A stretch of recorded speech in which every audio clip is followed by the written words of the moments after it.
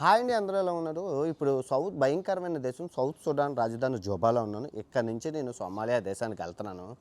అక్కడ ఇక్కడున్న సౌత్ సుడాన్లో ఎయిర్పోర్ట్లో గట్టా రికార్డ్ చేయకూడదు, అందుకే ఇక్కడ రికార్డ్ చేస్తున్నాను. జర్నీని ఎంజాయ్ చేయండి, చాలా బాగుంటుంది.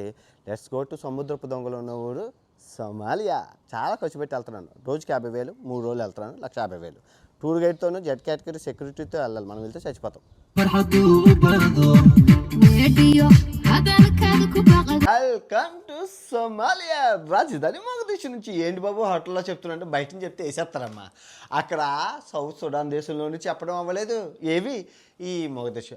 ఆ సౌత్ సుడాన్ ఎయిర్పోర్ట్ ఏమో కిల్లీ బడ్డీలాగా ఉంది, ఈ సోమాలియా ఎయిర్పోర్ట్ ఏమో కూరల దుకాణం లాగా ఉంది. అంత వరస్ట్గా ఉన్నాయి అసలు. చాలా కఠినంగా ఉన్నది. ఎనీవే బయటకు వచ్చేసాను.